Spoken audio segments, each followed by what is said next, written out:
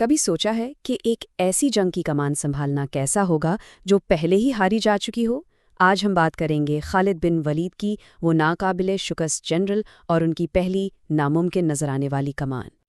تو چلیے اس کہانی میں آگے بڑھتے ہیں، لیکن اس سے پہلے اگر تاریخ کے عظیم جنگی حکمت عملیوں میں دلچسپی ہے تو اس کاوش کو لائک ضرور کیجیے اور اسپاٹ بک لرننگ کو سبسکرائب کرنا مت بھولیے گا۔ اور ہاں، اس سیریز کا چوتھا حصہ بھی بہت جلد آنے والا ہے۔ یہاں یہ بتانا ضروری ہے کہ یہ پوری سیریز آسٹن یونیورسٹی کے پروفیسر ڈاکٹر رائے کاساگرانڈا کے خالد بن ولید پر دیے گئے لیکچر پر مبنی ہے۔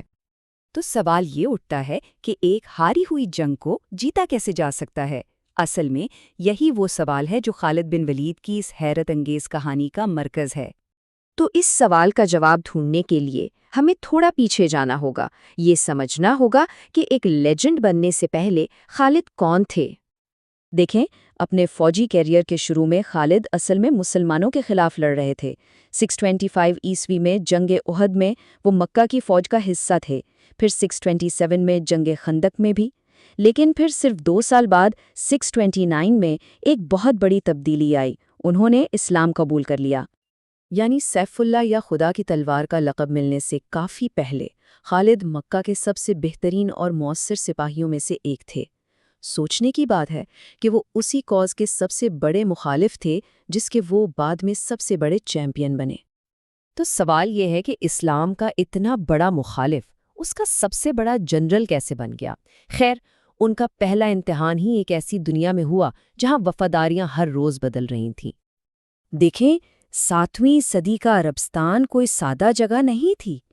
اتحاد اور دشمنی کا ایک بہت ہی پیچیدہ جال تھا، اور اکثر لڑائیاں عربوں کی آپس میں ہی ہوتی تھیں، یعنی عرب بمقابلہ عرب۔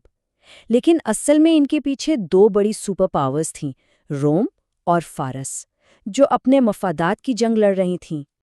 اس وقت کے اتحادوں کو سمجھنا بہت ضروری ہے۔ ایک طرف رومی سلطنت تھی جن کے اتحادی غسانی تھے اور یہ عیسائی عرب تھے، دوسری طرف فارسی سلطنت تھی جن کے اتحادی لخمی تھے اور وہ بھی عیسائی عرب تھے۔ مطلب یہ کہ عرب قبائل ہی 2 بڑی سلطنتوں کی طرف سے ایک دوسرے کے خلاف لڑ رہے تھے۔ اور اسی ماحول میں خالد کا پہلا امتحان شروع ہوتا ہے بطور ایک مسلمان کمانڈر، اور وہ امتحان تھا جنگ موتا کا، ایک ایسی جنگ جو شروع ہونے سے پہلے ہی ایک تباہی لگ رہی تھی۔ یہ بات ہے 629 عیسوی کی، اسلام قبول کرنے کے فوراً بعد کی۔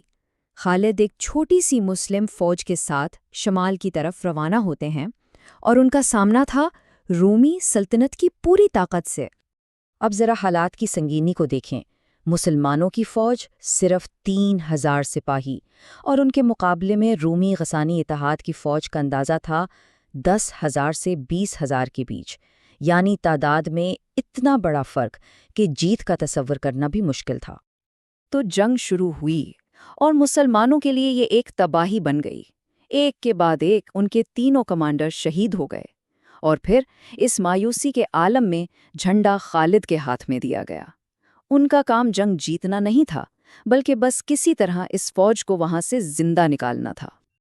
اور یہیں اسی لمحے خالد کی وہ ذہانت سامنے آتی ہے جو انہیں تاریخ کے عظیم جرنیلوں میں سے ایک بناتی ہے۔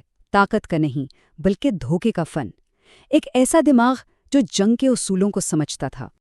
سوچیں، فوج پھنس چکی ہے، مکمل تباہی سامنے کھڑی ہے۔ ایسے میں خالد نے بازو کی طاقت پر بھروسہ نہیں کیا، انہوں نے دشمن کے ذہن سے کھیلنے کا فیصلہ کیا، نفسیات کا استعمال کیا۔ ان کا پلان بہت شاندار تھا۔ دن کے وقت انہوں نے اپنے سپاہیوں کے چھوٹے چھوٹے دستوں کو الگ الگ جھنڈوں کے ساتھ ایک پہاڑی کے پیچھے سے بار بار گزارا۔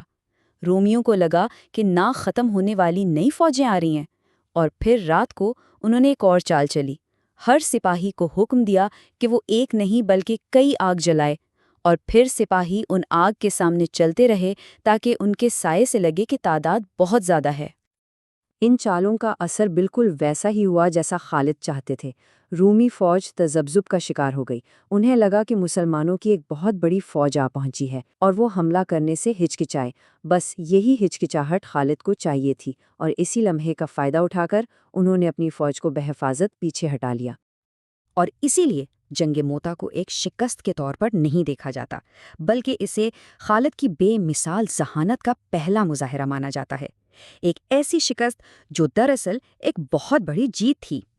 یہ بات بہت حیران کن ہے کہ ان کے پورے کریئر میں یہ واحد جنگ تھی جس کی کمان خالد کے پاس تھی اور وہ اسے جیتے نہیں۔ اور سوچنے کی بات یہ ہے کہ انہیں کمان ہی تب ملی جب جنگ تقریباً ہاری جا چکی تھی۔ یہ حقیقت اس واقعے کو واقعی غیر معمولی بنا دیتی ہے۔ تو موتا سے یہ پسپائی عام پسپائی نہیں تھی، یہ ایک اسٹریٹیجک ماسٹر پیس تھی۔ اس ایک چال نے ایک پوری فوج کو یقینی موت سے بچا لیا اور دنیا کو ایک ایسے جنرل سے متعارف کروایا جسے اس کے بعد کبھی بھی میدان جنگ میں شکست نہیں ہوئی۔